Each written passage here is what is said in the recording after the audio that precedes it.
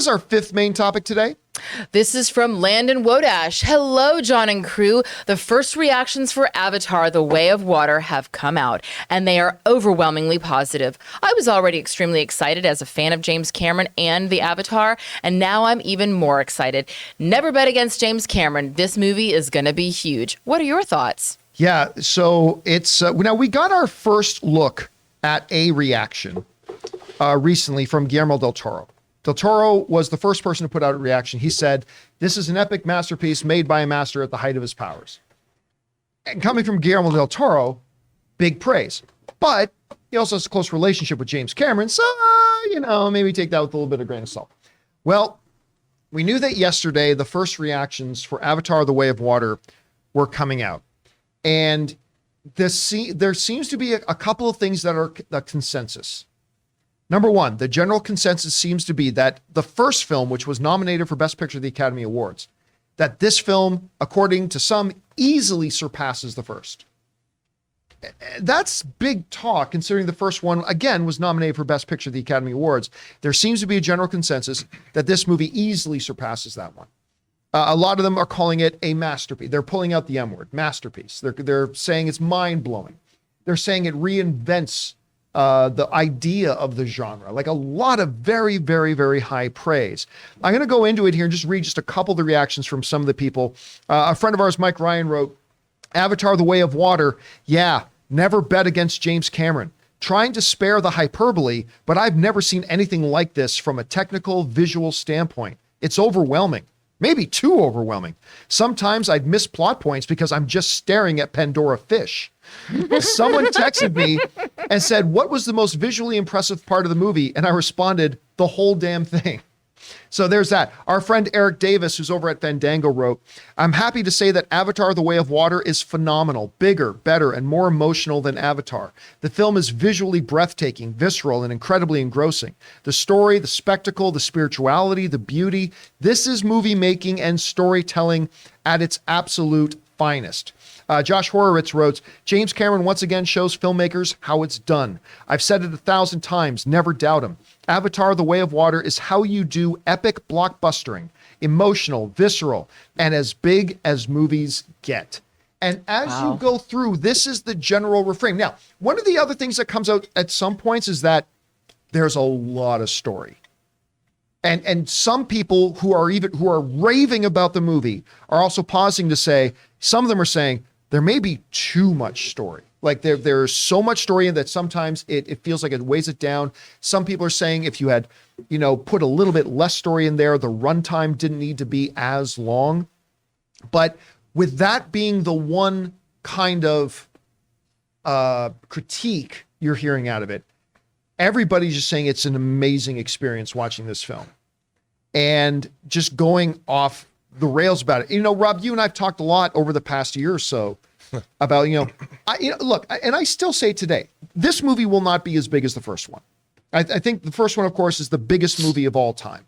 I don't know that this movie, because the first one is approaching or is at $2.9 billion. I don't even think this one gets to $2 billion.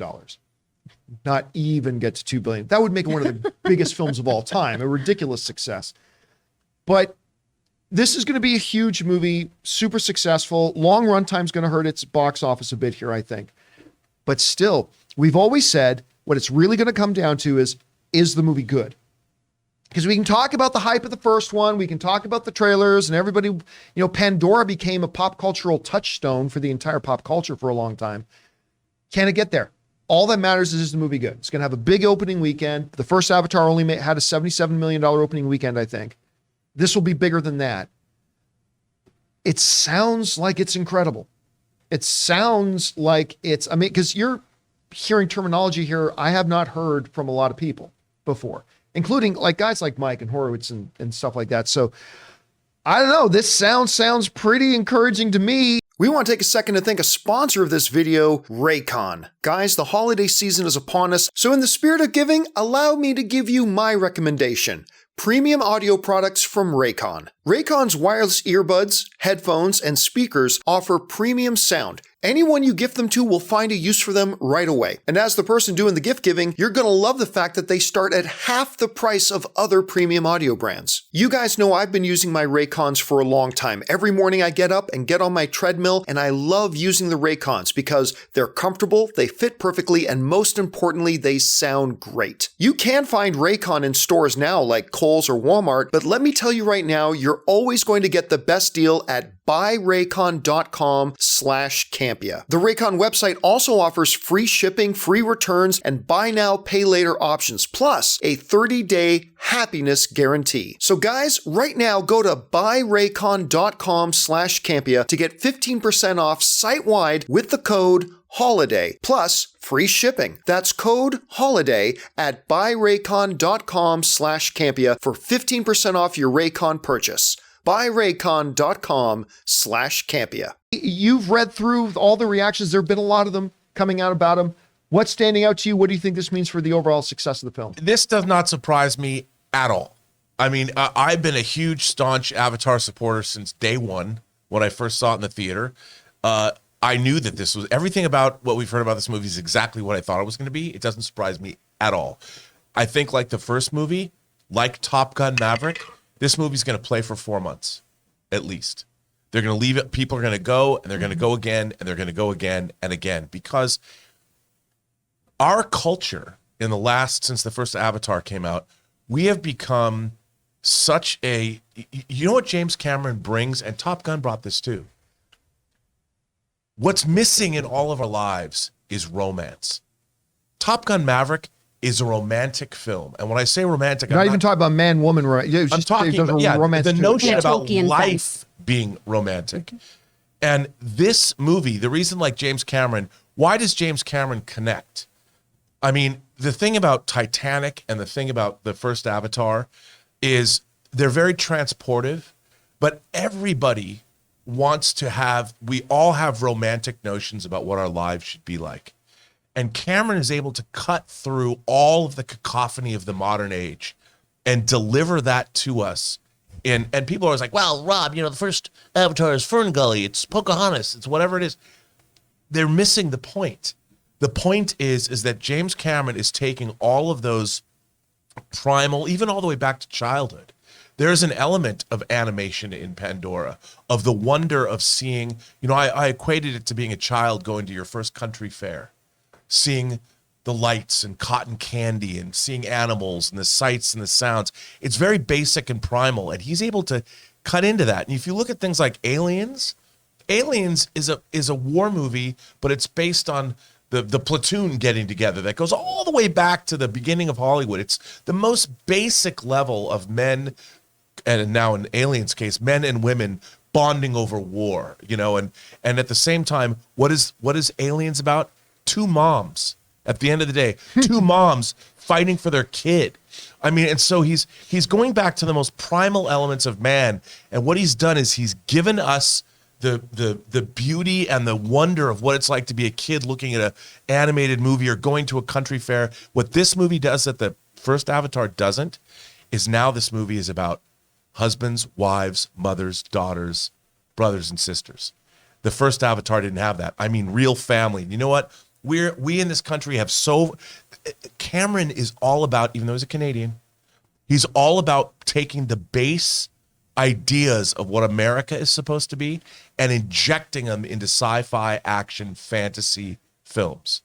And this movie is going to bring to America what Top Gun Maverick opened the door. We saw it with Top Gun Maverick. That's why it made $1.5 billion.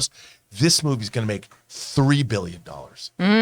You think so? I think this movie... In today's era, this movie is going to bring this country what it has been sorely missing. And it's not going to be like you wait.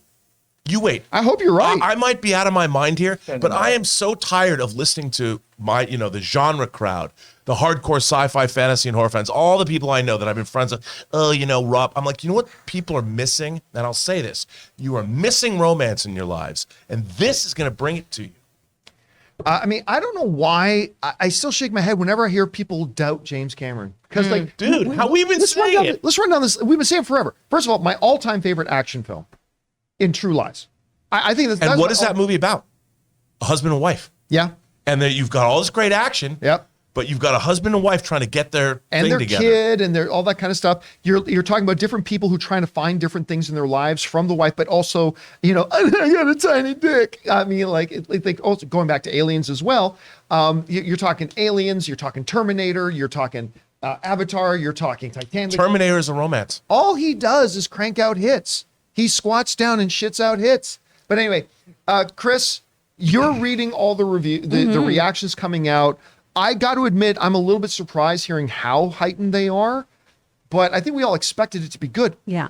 How have these come out matched with your expectations, and what has it done for your enthusiasm for the film? I mean, I definitely expected them to be excellent reviews. I didn't expect this to be the Empire Strikes Back for Cameron, Right. I didn't expect this to be the sequel that surpasses the original. And I'm really excited to see this film now, even more so. The whole time going into this, though, every time people have talked about, like you guys have said, people have talked about, oh, is there even any buzz for this? This is just a rehashing of things, da-da-da-da-da. I've not understood that perspective because he does make excellent movies that really deliver. When's the last time you made a bad one? Exactly. I mean, I don't mean genuinely that don't When's know. the last time James Cameron made a bad film? He makes excellent movies. And Piranha 2, The Spawning. It's classic. That he got fired off of, his first feature. That was the one and only time. that's perfect. And that's only because he was replaced. He creates such spectacle, but still has that heart in there. And I think that's the thing that draws you in. You might come for those special effects and everything, but they are really excellent stories as well. So I think this all makes sense, and I'm really excited. Aaron, obviously you haven't had a chance to see Avatar, The Way of Water yet. None of us here have, but I know you've had an enthusiasm for it. We're seeing these reactions come out now. Is this where you thought they would be? Are you surprised to see how good they are? What are you thinking right now? It is exactly where my expectation was. I do not understand all of the naysayers and the poo-pooers. I just don't get it because just to reiterate, he's a hit maker. He understands his genre, and he has been working on this movie for like 20 years. So clearly he's not going to be like, and he's not going to just fart out some stupid blue movie. This is a movie this is his, I'm not going to say that this is his swan song, but this is a movie that he is only going to level up from everything that he did before. And you know what? For people saying, wow, there's too much story. Oh my gosh, there's too much to look at. Oh, gee, you think James Cameron made a movie that you might need to go see over and over and over and over and over about too. Like that is done on purpose. That's not an accident. He wants people to go, oh my God, that was amazing. I need to go back and watch that again in the theater and give more of my money. And I agree with Rob. We may be in the minority here, but if Avatar at this point, what is it, 20 years? How many 20 years later? 13, 14 years later? 13, 14 years later has made $2 billion. Okay, well, yeah, I think in 15 years, Avatar 2 is going to at least reach that, if not top it. I'm in Rob's camp. And because what's going to happen also is there's going to be a huge re-release of Avatar, and everybody's going to go see that in the movies again, and it's going to be a whole big thing. I'm really excited to see this. I think that it's going to inspire and educate an entirely new generation of filmmakers. It's going to push the boundaries of what filmmaking can do. He has always been on the cutting edge of technology. And also, I think that because, I agree with you, Rob, and I think that, romance in whatever form that takes is something that's universal. It is a desire to have, the life we all dream of. And because these characters are blue and they are fictional, it's kind of like going into, when you're touring, when you're, going to open houses and you see a house that is staged. It's not supposed to look like somebody else's house. It's supposed to look like your house. So because these are fictional blue characters, no matter who we are or what we look like, we can all put ourselves into their experience and go, wow, what if I had a little bit of that excitement? What if I had a little bit of that romance? What if I had a little bit of that, in my life. And so I think that this is a universal story that globally will captivate people's imaginations and is going to do exceptionally well. I mean, again, I still have to see it. I haven't seen it. Right, so right.